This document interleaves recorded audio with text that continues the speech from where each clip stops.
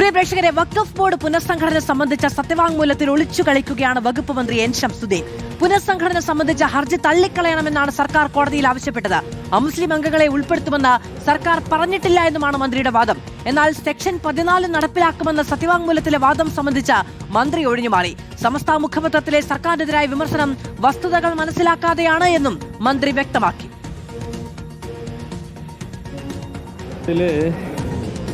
വസ്തുതകൾ അറിയാതെയാണ് ഈ കാര്യത്തിൽ അത്തരത്തിലുള്ള വിമർശനങ്ങൾ വരുന്നത്. ഗവൺമെൻറ് ഇതിൽ എവിടെയും കക്ഷി ചേർന്നിട്ടില്ല. അങ്ങനെ ഒരു കേസ് വന്നു. ആ കേസിൻ്റെ ഭാഗമായി AG എന്താ പറഞ്ഞത്? ഈ 4 പെറ്റീഷനും ഡിസ്മിസ് ചെയ്യണം. അതവിടെ റെക്കോർഡ്സിൽ നോക്കൂ. 4 പെറ്റീഷനും ഡിസ്മിസ് ചെയ്യണമെന്നേ പറഞ്ഞിട്ടുള്ളൂ. ഞങ്ങൾ ഇതിന് അനുകൂലമാണെങ്കിൽ, അല്ലെങ്കിൽ ഇവിടെ ഇപ്പോൾ പറയുന്നത് പോലെ ഒത്തു കളിക്കുകയാണെങ്കിൽ അങ്ങനെയല്ലല്ലോ പറയേണ്ടത്. വളരെ വസ്തുതാപരമായി സത്യസന്ധമായി പറഞ്ഞാൽ ഇതിൽ അങ്ങനെ ഒരു പ്രശ്നമേ ഇല്ല. ചില ആളുകൾ അത് ബോധ്യപ്പെട്ടില്ല എന്ന് നടിക്കുകയാണ്. ഞങ്ങൾക്ക് അങ്ങനെ പണ്ഡിതന്മാർക്കോ മതസംഘടനകൾക്കോ ന്യായമായ പരാതി ഉണ്ടെങ്കിൽ ഗവൺമെന്റിന്റെ നിലപാട് ഞങ്ങൾ അവരെ ബോധ്യപ്പെടും.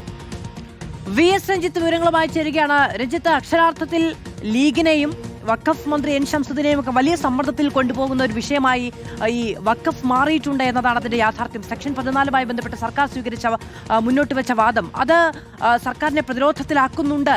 അതുകൊണ്ട് തന്നെയാണ് മന്ത്രിക്ക് അതിൽ നിന്ന് മറുപടി പറയാതെ ഒഴിഞ്ഞു മാറേണ്ടി വരുന്ന സാഹചര്യം ഉണ്ടാകുന്നത്. മന്ത്രിക്ക് വ്യക്തമായി വിശദീകരിക്കാൻ സാധിക്കുന്നില്ല എന്നുള്ളതാണ്. അതായത് ഇടതുമുന്നണിയുടെ കാലത്ത് റീകോൺസ്റ്റിറ്റ്യൂട്ട് ചെയ്ത പുനഃസംഘടിപ്പിച്ച വഖഫ് ബോർഡാണ്.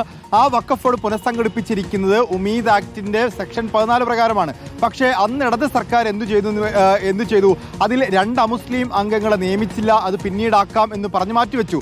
അതിനെതിരെയാണ് ഇപ്പോൾ ഹർജി ഹൈക്കോടതിയിൽ വന്നിട്ടുള്ളത്. അതിനെതിരെ മാത്രമല്ല, അതിലെ ഷിയ അംഗങ്ങളെ സംബന്ധിച്ച്, അതിലെ ബാക്ക്വേർഡ് മുസ്ലിങ്ങളുടെ അംഗത്വത്തെ സംബന്ധിച്ചൊക്കെ ഹർജി വരുന്നു. അങ്ങനെ ആകെ 4 ഹർജികൾ പരിഗണിക്കുമ്പോൾ ഈ 4 ഹർജികളിൽ സർക്കാരിൻ്റെ അഭിപ്രായം ഹൈക്കോടതി ചോദിച്ചപ്പോൾ കോടതിയിൽ സർക്കാർ പറഞ്ഞ 2 കാര്യങ്ങളാണ്. ഒന്ന്, ഈ ഹർജികളെല്ലാം തള്ളിക്കളയണം. എന്തുകൊണ്ട് തള്ളിക്കളയണം? സെക്ഷൻ 14 പ്രകാരം ഇത് പുനഃസംഘടിപ്പിക്കാൻ ഞങ്ങൾ ബാധ്യസ്ഥരാണ്. അതുകൊണ്ട് ഞങ്ങൾ ഇത് സെക്ഷൻ 14 പ്രകാരം പുനഃസംഘടിപ്പിച്ചുകൊള്ളാം. ഈ ഹർജികൾ പരിഗണിക്കേണ്ടതില്ല എന്നുള്ളതാണ്. അങ്ങനെ സെക്ഷൻ 14 പ്രകാരമാണ് പുനഃസംഘടിപ്പിക്കുന്നത് എങ്കിൽ ആ സെക്ഷൻ 14 മാൻഡേറ്റായി പറയുന്ന അമുസ്ലിം അംഗങ്ങളെ വെക്കാനും സർക്കാർ ബാധ്യസ്ഥരാകും. ആ കാര്യത്തെക്കുറിച്ച് മന്ത്രി ഒന്നും പറയുന്നില്ല. മന്ത്രി ഇന്ന് അല്പനേരം മുമ്പ് ലീഗിന്റെ സംസ്ഥാന കമ്മിറ്റി യോഗത്തിന് വന്നപ്പോൾ പറഞ്ഞത്, ഞങ്ങൾ ഹർജി തള്ളിക്കളയാനാണ് പറഞ്ഞത്. അമുസ്ലിം അംഗങ്ങളെ നിയമിക്കുന്ന കാര്യത്തിൽ ഞങ്ങൾ ഹർജിയിൽ ഒന്നും പരാമർശിച്ചിട്ടില്ല എന്നുള്ളതാണ്. മന്ത്രിക്ക് നല്ല ബോധ്യമുള്ള കാര്യമാണ്. സെക്ഷൻ 14 എന്ന് പറഞ്ഞാൽ അമുസ്ലിം അംഗങ്ങളെ നിയമിക്കുന്നത് ഉൾപ്പെടെയുള്ള കാര്യങ്ങളാണ് സെക്ഷൻ 14 പറയുന്നത് എന്നുള്ളതാണ്. ആ കാര്യത്തിൽ മുസ്ലിം ലീഗ് സുപ്രീം കോടതിയിൽ ഒരു ഹർജി കൊടുത്തിട്ടുണ്ട്. സെക്ഷൻ 14 അമുസ്ലിം അംഗങ്ങളെ നിയമിക്കുന്ന കാര്യം റദ്ദ് ചെയ്യണമെന്നാണ് സുപ്രീം കോടതിയിൽ ഇപ്പോൾ നിലനിൽക്കുന്ന ഹർജി. ആ കാര്യത്തെക്കുറിച്ച് ഈ അഫിഡവിറ്റിൽ ഒന്നും തന്നെ പറഞ്ഞിട്ടില്ല. അമുസ്ലിം അംഗങ്ങളെ നിയമിക്കുന്നതിൽ സർക്കാരിനും മുസ്ലിം ലീഗിനുള്ള അതൃപ്തിയെക്കുറിച്ച് ഒന്നും രേഖപ്പെടുത്തിയിട്ടില്ല. മറിച്ച് ഇത് ഞങ്ങൾ പുനഃസംഘടിപ്പിച്ചു കൊള്ളാം എന്നാണ് പറയുന്നത്. എങ്ങനെ പുനഃസംഘടിപ്പിക്കാമെന്ന് കരുതിയാൽ ഈ സെക്ഷൻ 14 പ്രകാരമുള്ള മാൻഡേറ്റായ എല്ലാ കാര്യങ്ങളും ചെയ്തുകൊണ്ട് നടപ്പാക്കാമെന്ന് തന്നെയാണ് പറയുന്നത്. ഏതായാലും മുസ്ലിം ലീഗിന് ഇക്കാര്യത്തിൽ നിലപാട് അമുസ്ലിം അംഗങ്ങളെ നിയമിക്കില്ല എന്നുള്ളതാണ്. അതുതന്നെയായിരിക്കും മന്ത്രി നടപ്പാക്കാൻ പോകുന്നത്. പക്ഷേ കോടതിയിൽ പറഞ്ഞ കാര്യത്തിൽ അല്പം അവ്യക്തതയുണ്ട്. ആ അവ്യക്തതയിൽ ലീഗിനും മന്ത്രിക്കുമൊക്കെ അതൃപ്തിയുണ്ട്. കുറച്ചുകൂടി വ്യക്തമാക്കുന്ന തരത്തിൽ, തെറ്റിദ്ധരിക്കാത്ത വിധത്തിൽ കാര്യങ്ങൾ വ്യക്തമാക്കണമായിരുന്നു.